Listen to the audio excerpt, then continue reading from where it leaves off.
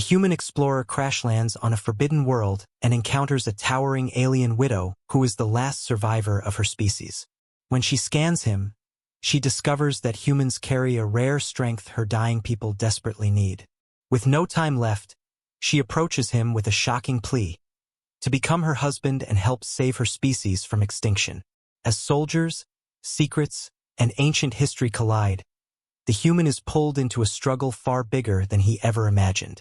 The widow's tragic past, the truth about his own mysterious genetics, and the tension between two worlds force him to decide how far he's willing to go for her, for himself, and for a future neither of them expected.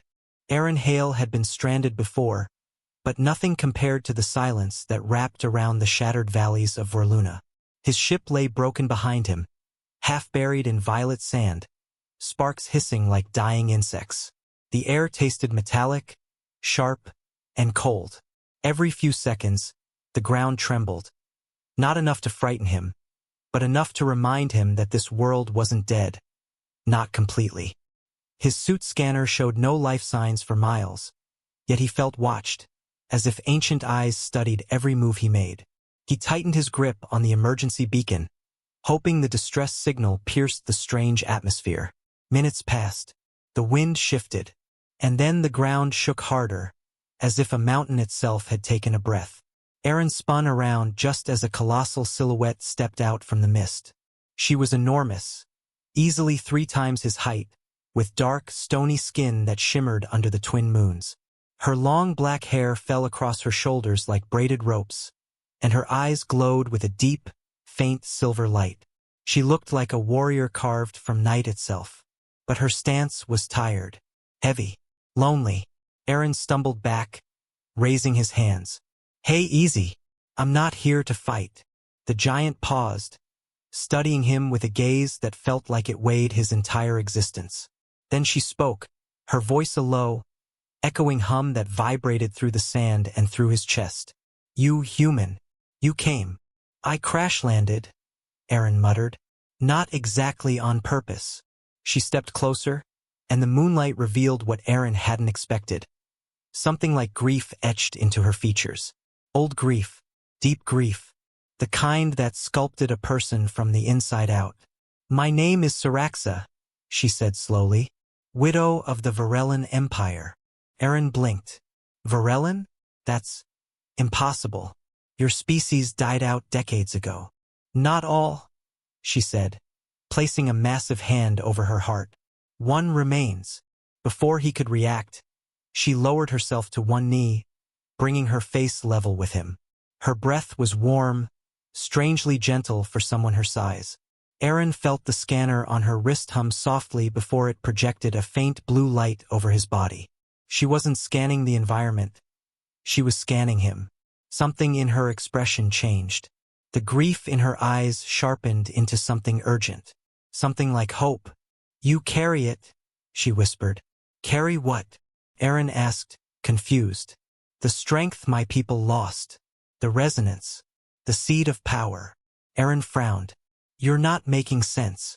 But she was already leaning closer, her voice dropping to a soft, trembling whisper that made the hairs on his neck rise. "Human, marry me." Aaron froze. "What?" "My species needs strong children," she murmured.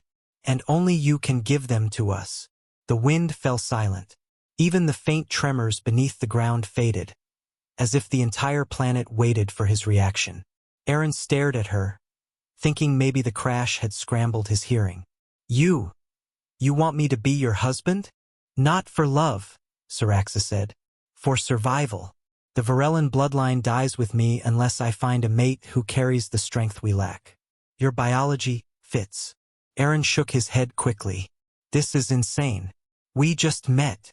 "You misunderstand," she said. "This world chose you long before you arrived." She rose to her full height and motioned for him to follow. Against every better instinct he had, Aaron did. The ground trembled as she walked, her steps slow and deliberate. They entered a valley lined with towering stone pillars, each carved with symbols. Names, dates, faces, graves, thousands of them. Aaron felt his stomach twist. This wasn't a home. It was a cemetery the size of a continent. Saraxa stopped beside the largest pillar, touching the carved lines with surprising tenderness. "My mate," she whispered. "He died fighting what humans brought to us. A war we did not start, but one we could not escape." Aaron glanced at her. "Humans fought your people?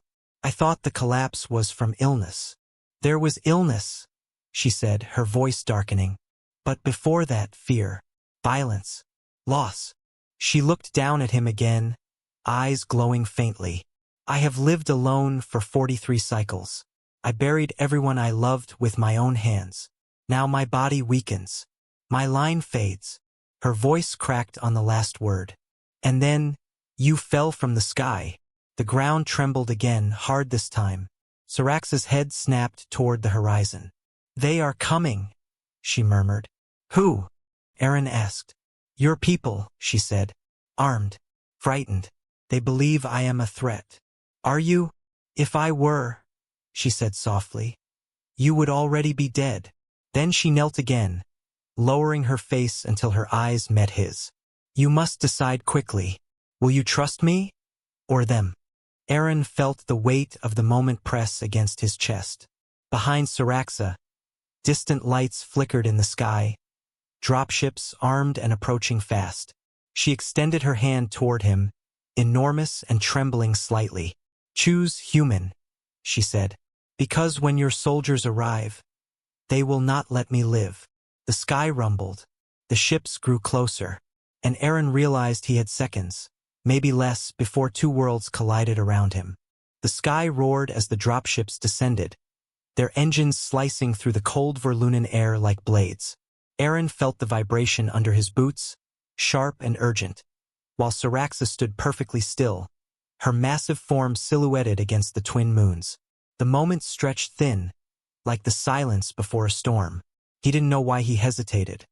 Maybe fear, maybe instinct, maybe something in her voice that didn't sound like a monster's at all.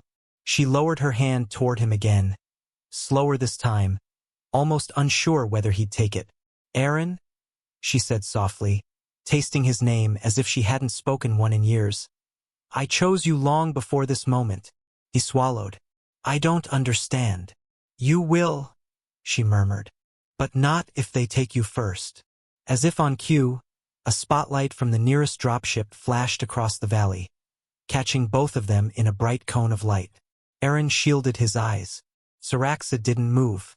She stood tall, unflinching, as if she'd endured worse lights before. A voice crackled from a loudspeaker, sharp and commanding. "This is Commander Rourke of the United Soul Defense. Step away from the alien immediately. She is classified as a level 3 threat." Saraxa exhaled slowly, the air vibrating with an echo of sorrow. "They fear what they do not understand," she whispered. "They always have." Aaron turned back to her. "Saraxa, what did you mean when you said you chose me long before I arrived?"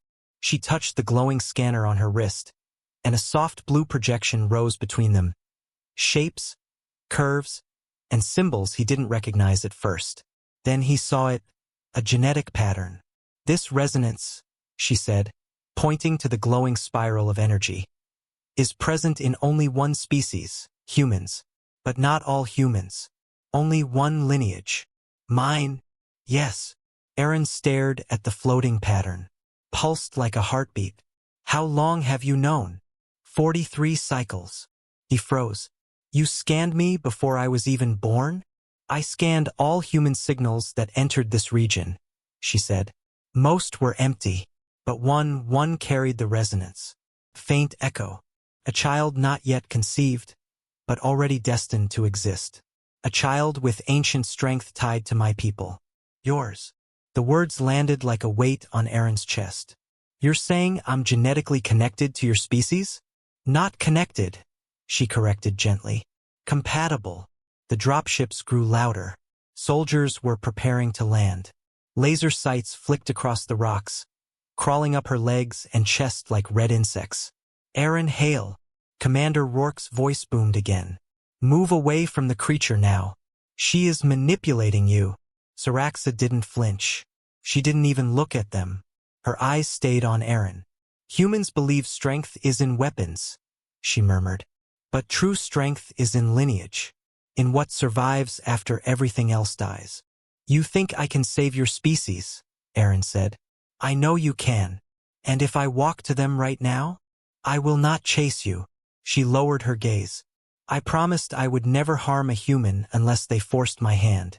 I will die before I break that vow. For a moment, Aaron forgot the soldiers, the lights, the danger.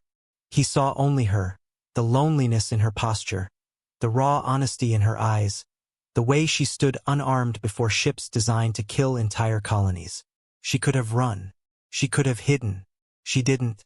She stayed because she needed him. Not for conquest, not for power, just survival. The dropships landed in bursts of dust. Dozens of armored soldiers poured out, guns raised. Aaron felt a hand yank him from behind. Private Lyra, her voice hissed through her helmet. Are you insane?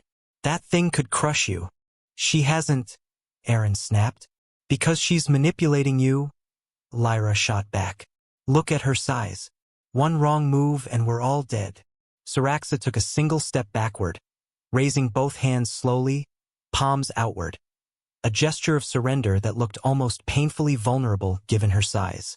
I do not wish for bloodshed, she called out. Your weapons cannot hurt me deeply, but I will not defend myself. I am tired of war. Commander Rourke stepped forward, rifle aimed at her head. Alien entity Saraxa of Vorluna, by order of the Soul Council, you are to be terminated immediately. Something snapped inside Aaron. No, he shouted, stepping between her and the soldiers before he even realized he'd moved. Rourke stared at him, shocked. Lieutenant Hale, stand down. She's not attacking us, Aaron said. She's asking for help. She's lying. Her species wiped out an entire frontier. Saraxa shook her head. That was not us. That was... A sudden explosion erupted behind them. Something had triggered a buried seismic charge left from the old Varellan War. The ground cracked open with a deafening roar. Aaron stumbled, falling toward a widening chasm. Soldiers scattered. Dust filled the air. Saraxa lunged. Not at the soldiers, but toward Aaron, catching him with one hand before he plummeted into the abyss. Her grip was gentle yet unshakable. You see, she whispered breathlessly. Even now, the world chooses you. The soldiers, stunned by her saving him instead of harming him, hesitated. Commander Rourke didn't.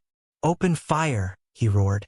As rifles powered up and blue plasma began to glow, Aaron realized there was no more time to think, no more time to question.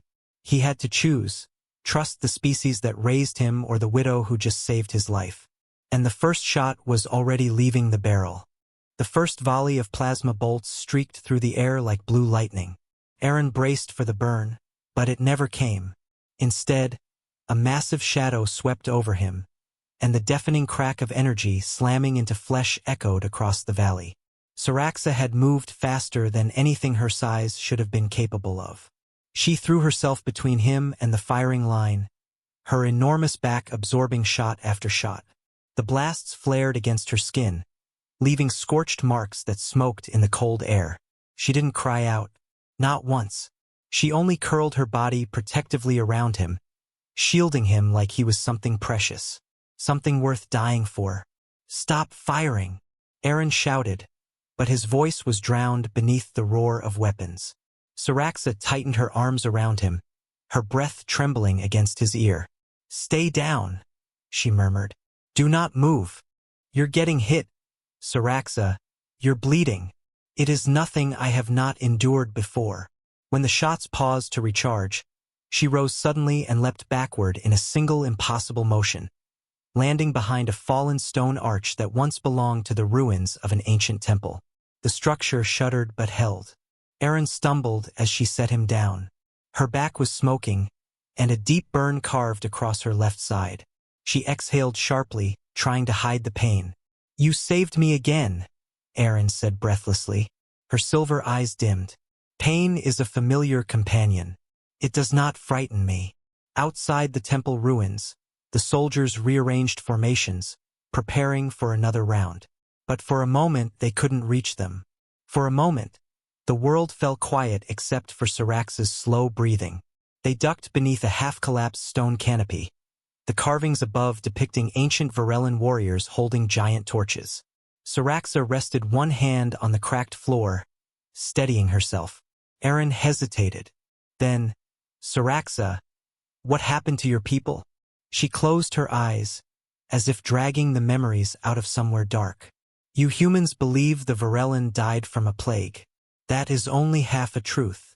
Then what's the other half? War, she whispered. She shifted, pulling her arm against her chest. Even in pain, she looked dignified, like a queen fallen from a throne but still proud. My mate, Varkon. He was the strongest of our kind. A leader, fierce in battle but gentle in peace. I was bonded to him when I was still young. He taught me how to carve stone, how to speak with the mountains, how to listen to the rhythm of this world.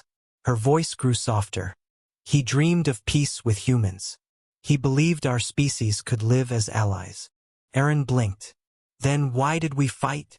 Because your leaders feared our strength, she said simply. When they discovered that Varellan children grew faster, lived longer, and carried greater physical power, they believed we would one day conquer the frontier. Your armies struck first. Her gaze drifted toward the distant graves. I remember the night the sky burned, she murmured. Human destroyers shattered our capital. Varkon led the defense. He held the southern ridge alone while I evacuated the younglings. Her voice shook, just slightly, but enough for Aaron to feel the weight behind it. He fell that night, and with him, my purpose. Aaron felt a twist in his chest. You said the plague came after the war. War weakens more than bodies, she replied. It weakens worlds. Our wounds never healed. The sickness followed soon after. Our people were already too few, too broken. One by one, every voice I knew fell silent. She looked at her massive hand, flexing the fingers slowly as if remembering how many hands she'd buried. I dug graves until the land itself begged me to stop. I buried my own children, my sisters, my clan. And finally I buried Varkon. A single tear, shimmering silver, slipped down her cheek and fell like a glimmering pebble beside Aaron's foot. When the last grave was filled, she said, I was alone. Aaron swallowed hard. He had imagined her people as some unstoppable force. Not this. Not a mother who had buried everything she loved with her own hands. You think I'm a threat, she continued quietly. But I have lived 43 cycles with no one to speak to but the wind. If I wanted to destroy humans, your colonies would have burned long ago. He shook his head. No, you're not a monster. I was, she whispered. For a long time, I was filled with anger. It nearly consumed me, until the scanner found your resonance. Until I saw a future again. Another explosion rocked the ruins, closer than before. Dust rained down from the cracked ceiling. The soldiers had moved in, using heavy charges to break through. Aaron ducked instinctively. Syraxa stood, wobbling slightly but holding firm. They will not stop, she said. Not until one of us is dead. And you still don't want to fight them? I am tired, she said simply. I wish to protect you. Nothing more. A deep rumble echoed through the valley. This one different, deeper, like the growl of something ancient awakening. Syraxa's eyes widened. No, she breathed. Not now. Aaron tensed. What is that? A guardian beast, she said. Left from the war. Triggered by the soldiers' weapons. Before Aaron could respond, the ground split open near the soldiers. A massive creature, all claws and armored hide, erupted from the earth. The soldiers panicked, firing wildly. The beast roared, shaking the entire valley. Syraxa, Aaron whispered. What do we do? Her gaze fixed on the soldiers scrambling backward, then on the beast advancing toward them, then finally on him. Something changed in her expression. A decision formed in silence. We run, she said. I will not let you die here. She scooped him into her arms again just as the beast lunged at the front line of troops. Plasma fire lit the sky. Screams echoed across the valley. And in that chaos, humans and monsters and memories of a dead empire, Erin realized something undeniable. She had risked her life for him. She had stood against her own pain, against his soldiers, against her own grief. She wasn't a monster. She was broken. She was grieving. And she had chosen him. The forest swallowed them as Syraxa ran, each stride shaking loose leaves from towering crystal-bark trees. Erin clung to her shoulder, breathless from the chaos they'd escaped. The soldiers, the guardian beast, the explosions echoing behind them. Syraxa's wounded side glowed faintly as it healed, but the burns hadn't vanished completely. She was strong, but not invincible. Not anymore. He could feel her weakening with every step. When she finally stopped, it was in a quiet glade lit by drifting blue spores that floated through the air like soft fireflies. The place felt different, older, sacred somehow. Syraxa lowered him gently to the mossy ground and then knelt, her massive hands trembling, not from fear, but from something heavier. "Erin," she whispered, "we cannot run forever, and my strength will not last through another battle."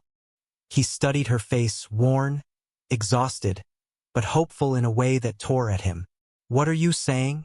"There is a way to protect us both, and preserve what remains of my people." She shifted slightly, the spores drifting around her like slow-moving stars. "A bonding link." The words hung between them. "A bonding link?" Erin repeated, unsure. "It is not mating," she clarified gently, reading the confusion in his expression. "Not a physical act. It is deeper, a merging of memory, emotion, and instinct. Two minds connected in a single rhythm." Her voice softened. "It is how my people chose their mates. It is how we created life. But more importantly, it is how we shared strength." Erin swallowed. "You want to bond with me?" Syraxa nodded once. "My body is failing. Your soldiers have wounded me more than I show. If I fall, you will die soon after. The beast stalks the valley. Your people hunt us. We need each other." She paused. "And my species needs your resonance. Just a spark. Just enough to let their legacy survive." The idea terrified him. But more terrifying was the honesty in her eyes, the vulnerability he'd never seen from a being so powerful. She wasn't asking as a warrior. She wasn't demanding as a queen. She was pleading, like someone who had lost everyone and couldn't bear to lose one more soul. "What happens if we complete the ritual?" Erin asked quietly. "Our minds will touch," she said. "You will feel my memories, my grief, my strength, and I will feel your humanity, your warmth, your instinct to protect. The bond will guide us, and give me enough power to defend us. And if we don't finish it?" A shadow passed over her face. "Then I will weaken. Your soldiers will kill me, and you will be taken, perhaps dissected, perhaps imprisoned, perhaps—" She didn't finish. Erin nodded once, stepping toward her. "What do I have to do?" Syraxa's breath caught, as if she hadn't expected him to agree this easily. She leaned closer, lowering her massive forehead to his level. "Place your hand on my brow," she whispered, "and open your mind. Do not resist what you feel." His hand trembled slightly as he touched the cool, smooth skin between her eyes. Her body shivered at the contact. Then a warmth pulsed outward, spreading through the air like a heartbeat. The spores around them glowed brighter. Her eyes closed, and then Erin felt something. At first, it was a gentle echo, like the faint hum of distant music. Then it grew, waves of emotion washing over him. Grief, ancient and heavy, but layered with love.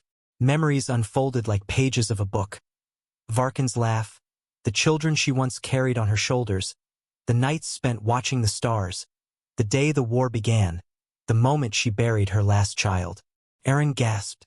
She was letting him see everything. Every wound, every joy, every fear. The depth of her loneliness hit him hard enough to steal his breath. Syraxa whispered softly into his mind, "Do not pull away.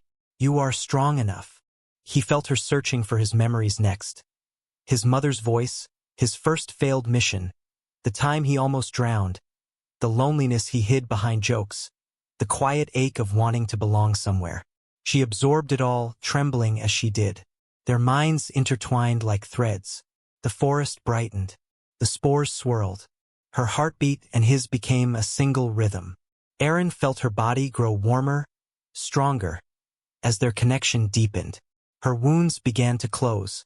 The pain in her side faded. Strength flowed through her, strength drawn partly from him. It was working. "Saraxa," he murmured. "I can feel you. Everything is overwhelming." Her voice trembled in both sound and thought. "You are gentle. You are brave. You are more compatible than I hoped." The bond. She never finished the sentence, because suddenly the ground exploded around them. A concussion blast hurled Erin backward, tearing his hand from her skin. The glowing spores scattered into darkness. Saraxa roared as the mental bond snapped violently, the shock ripping through her mind like a blade. Soldiers stormed the clearing, armored, armed, relentless. Erin tried to run toward her, but something slammed into him from behind, pinning him to the ground. He heard shouting, metal clashing, energy weapons charging. Saraxa reached for him with shaking fingers. "Erin, no, stay with me. Our minds." But another blast hit her square in the chest. She staggered, collapsing to one knee. The partial bond scrambled their thoughts, leaving Erin dizzy, nauseated, and half-blind. He felt her pain inside his own skull, saw flashes of light, heard her heartbeat stutter. "Do not take him," she roared. But the soldiers already had him. He was dragged away, kicking, shouting, reaching for her with everything he had left. Their minds, half-merged, were tearing apart. Saraxa screamed, the sound shaking the entire forest. And then the connection snapped completely, ripping through both of them like fire. The last thing Erin saw before darkness swallowed him was Saraxa collapsing onto the forest floor, her hands clawing at the dirt, reaching for him with a grief so powerful it nearly broke him. They had almost completed the bond. Now they were further apart than ever. The bright white of the lab burned his eyes as he woke, his wrists locked to a metal frame that hummed with cold power. Voices whispered behind the glass. Scientists, soldiers, officials, arguing over him like he wasn't even alive. Every muscle in his body ached from the separation, as if some invisible thread between him and the widow had been torn away mid-heartbeat. And yet he could still feel her somewhere far off, like a faint pulse through stone. A senior scientist entered, holding a tablet as if it weighed her conscience. She didn't speak immediately. She simply stared at him, studying him the way one studies a specimen that shouldn't exist. "You weren't supposed to wake up yet," she finally breathed. "You weren't supposed to exist at all." Before he could respond, she flicked her fingers and a wall panel lit up, revealing old files, dusty footage, ancient DNA charts, forgotten records hidden from the public. In them, humans stood beside towering aliens, the same species as the widow. Fear surged through him. The scientist explained that centuries ago, when her species first encountered Earth, a covert alliance attempted something unthinkable, combining alien resilience with human adaptability. The project was buried when the species vanished. The hybrids, every attempt, failed, except one. The scientist's voice shook as she stepped closer. Your ancestors were the last attempt. The experiment didn't fail. It survived quietly, through your bloodline. You're the only living remnant of their hope." He froze, the truth crashing into him. Everything, the widow's reaction to him, her ancient scanners activating, her desperate plea, suddenly made sense. She wasn't seeking any human. She was seeking him, the last thread connecting their two species. Outside the glass, alarms blared. A violent tremor shook the building, almost knocking the scientist off her feet. Something massive slammed into the outer deck. He knew that force. He felt it in his bones. She had come for him, the widow, injured, furious, unstoppable. As sparks rained from the ceiling, the scientist whispered one last thing, her face pale with fear. "If she reaches you, the world will learn what you really are." The floor split open, alarm screaming. Metal groaned. and in the smoke beyond the shattered doorway, a giant silhouette stepped through, bleeding, burning, but alive. She had found him, and she was no longer alone. The alarms didn't stop. They formed a wall of cold panic that shook the air as red lights strobed across the ruined corridor. The human barely had time to breathe before the metal frame holding him snapped open under the force of another tremor. Smoke curled around his hands as he stumbled forward, blinking through the haze toward the massive silhouette that filled the doorway. She stood there, bleeding, trembling, yet imposingly tall and defiant, clutching a wound across her ribs that glowed faintly with bioluminescent blood. Her breaths were ragged, each one scraping out of her chest like broken stone. And when her eyes locked onto his, something in her expression flickered. Relief, pain, terror.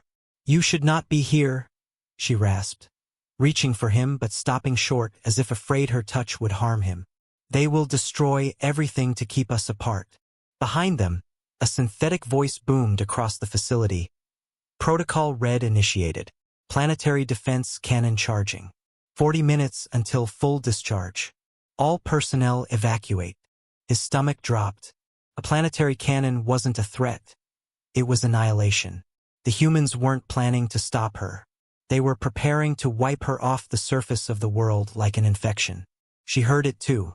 Her shoulders sagged, and for the first time since he'd met her, the giant widow looked afraid. Not of death, but of what her death might cause. "You must leave," she whispered. "Your kind will not stop unless I am gone. If I fall willingly, your people may spare themselves destruction." He stared at her, stunned. "You're asking me to watch them kill you?" She turned her face away, jaw trembling despite her size. "You are the last of the hybrid line. You are the bridge. My life is one, yours is the future." Rage burned through him, not at her, but at the soldiers, the scientists, the leaders hiding behind screens and buttons. They had known. They had known who he was, what he carried in his blood, and they still locked him up like a threat. And now they were aiming a superweapon at the one person who had protected him more fiercely than any human ever had. Footsteps thundered behind the smoke. Soldiers swarmed the hallway, rifles raised, shouting commands. The widow instantly stepped between them and him, her body forming a living shield. Energy bolts slammed into her, making her stagger, but she didn't move aside. She refused to. He felt useless, tiny, helpless, until something deep inside him pulsed. A strange warmth bloomed under his skin, faint at first, then sharp, racing up his spine like lightning awakening from sleep. The scientists had hinted at it. His ancestors' dormant hybrid gene. The last remnant of the project that was never supposed to work. Another bolt hit the widow's shoulder, sending her to one knee. "No," he whispered, fists shaking. "No more." When he stepped forward, the air rippled around him. A shockwave burst from his chest, silent, invisible, violent. The soldiers were thrown back as if caught in a blast of gravity. Lights shattered, walls dented outward. Even the widow stared at him in disbelief, her breath catching. He didn't understand how he was doing it. He only knew it felt right, instinctive, like something inside him had finally stopped hiding. But the cannon countdown kept ticking. 37 minutes. Sensors crackled overhead, automatically recalibrating. A screen flickered to life beside them, showing the face of a human general. Cold eyes, emotionless voice. "Stand down. The alien is classified as an extinction-level threat. The hybrid subject is secondary priority. Both will be neutralized if non-compliant." He stepped in front of the widow now, reversing their positions. "I'm not secondary," he said quietly. "And she's not the threat, you are." The general hesitated, not expecting resistance, not expecting a nobody human to speak with the weight of an entire species. The widow, still kneeling, reached for his shoulder with a trembling hand. "Do not fight them. Your strength is new, unstable. You could destroy yourself." He looked at her. This towering warrior who had bled for him, shielded him, trusted him. "Then I'll learn fast." She stared into him, 1,000 years of sorrow and hope swirling in her eyes. "Why?" Why risk everything for me? Because you're the only one who treated me like I mattered. The words hit her harder than the soldiers' weapons. But the cannon didn't slow. The countdown pulsed louder. 31 minutes. He grabbed the widow's arm, helping her stand. We end this together. She shook her head fiercely. If I live, humans will fire the cannon. If I die, they call off the strike. The choice is obvious. No, he said. The choice is bigger than that. He walked toward the nearest terminal, hands glowing faintly now, the energy inside him swirling like a storm that had waited generations to be released. The general watched, alarm rising. What are you doing? The general barked. He didn't answer. He placed his glowing hand on the console. Instantly the entire network lit up. Feeds, weapon controls, communication lines, merging with him like threads drawn into a single point of consciousness. The pain was overwhelming, but he didn't stop. The widow shouted his name, stepping toward him despite her injuries. The general screamed for the cannon to fire early. The system fought him, alarms shrieking, lights bursting, circuits melting. And then, suddenly, everything went quiet, too quiet. He turned slowly, feeling a strange emptiness spreading through his body. The widow stared at him with wide, trembling eyes. You shut down the cannon, she whispered. But you triggered something else. He blinked, confused, until he saw the final message on the flickering screen. Auto-release of species resonance signal in 30 seconds. Global broadcast. Uncontained. He looked at his hands. Glowing brighter now. Too bright. His hybrid power wasn't just awakening. It was erupting. And whatever happened when the countdown hit 0, it wouldn't only change their fates. It would change the fate of both worlds. The skies above the valley burned with fire and steel as human ships collided with automated Varellan defenses. Energy bolts streaked across the clouds, setting the twin moon's reflection ablaze. Aaron stumbled through the smoke-choked field, his hybrid power thrumming violently in his veins. Every nerve screamed with urgency. Every pulse pushed him forward. Somewhere ahead, Saraxa waited, wounded, exhausted, but alive.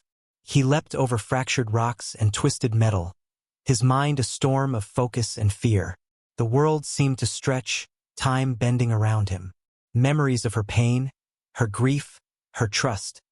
They surged inside him, propelling him forward. The half-formed bond between them pulsed faintly in the back of his mind. A tether he could almost reach, almost feel. And he had to. He couldn't let them take her. Not after everything. Not after what he had become. Saraxa's massive form was pinned beneath a collapsing spire, the energy of the ongoing battle flickering across her skin like living fire. Her eyes met his, wide with hope and pain.